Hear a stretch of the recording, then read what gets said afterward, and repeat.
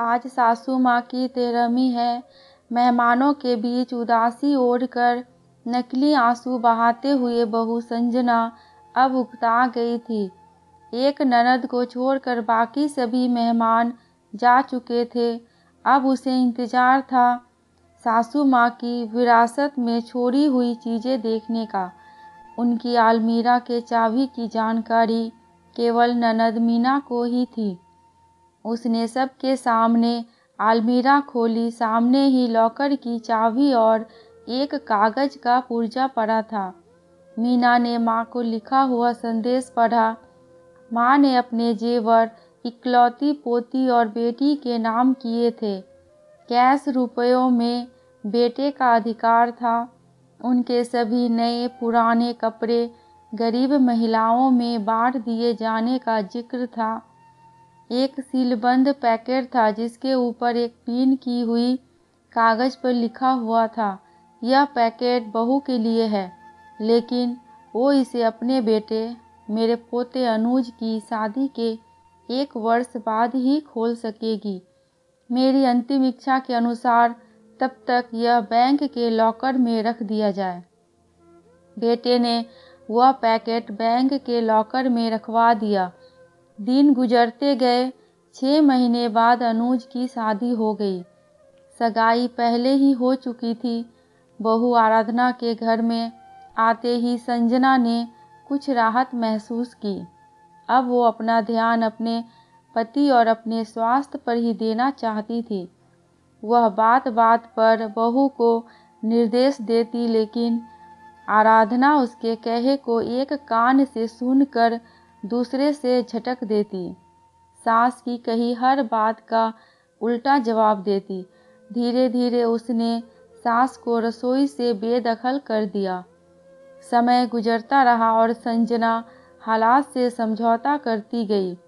अब पुराना संयुक्त परिवार का जमाना नहीं रहा, जब सास बहू पर हावी हुआ करती थी। आज की बहुएं सास को अच्छा होने का मौका ही नहीं देती, बल्कि ऐसा माहौल पैदा करती है कि जिससे उसे बुरा साबित किया जा सके, और मौका मिलते ही पति को लेकर उड़ जाती है। गई सदी के इतिहास के वे पन्ने जब सास बहू पर हावी हुआ करती थी, आज की बहुओं ने फाड़ कर फेंक दिए।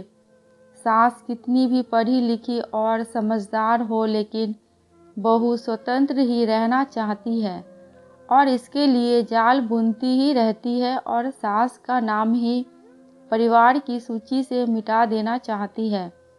उसने भी तो यही किया था ना अपनी सास सुमित्रा के साथ।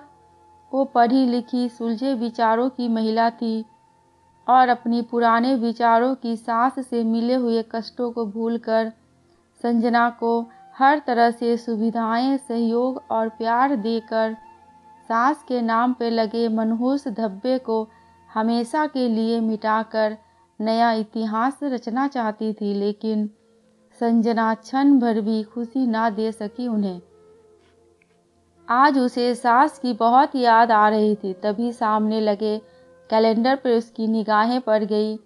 2 दिन बाद ही बेटे बहू की शादी की पहली वर्षगांठ है।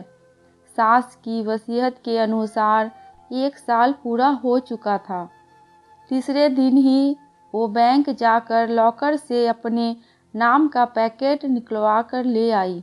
मन में उथल पुथल मची हुई थी कि आखिर उसे सासू माँ ने क्या दिया होगा। बेटे बहू के इधर उधर होते ही उसने वह पैकेट खोल दिया। अंदर सास के तय किए हुए लगभग 1 दर्जन पुराने रुमाल थे और एक दूसरा पैकेट भी था जो कि पैक था। देखकर अचानक उसकी आंखें एक सवाल लिए सिकुड़ गई।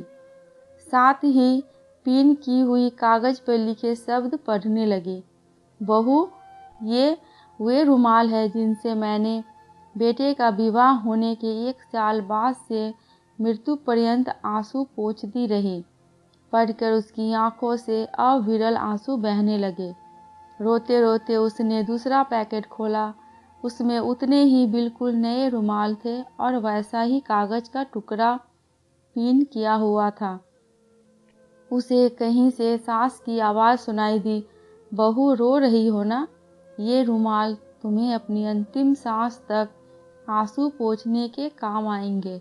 और उसने एक रुमाल उठाकर अपने आंसू पोंछ लिया। दोस्तों, हमें इस कहानी से यही सीख मिलती है कि हमारे कर्म इसी जन्म में वापस हमें मिलते हैं। हमें अपना कर्म हमेशा अच्छा बनाए रखना चाहिए ताकि हमारे साथ भी हमेशा अच्छा ही हो। दोस्तों, आपको ये कहानी कैसी लगी प्लीज़ कमेंट करके हमें ज़रूर बताना। अगर थोड़ी सी भी अच्छी लगी हो तो मेरे चैनल को सब्सक्राइब करके मेरी वीडियो को लाइक एंड शेयर कर देना। वीडियो में अंत तक बने रहने के लिए आपका बहुत शुक्रिया।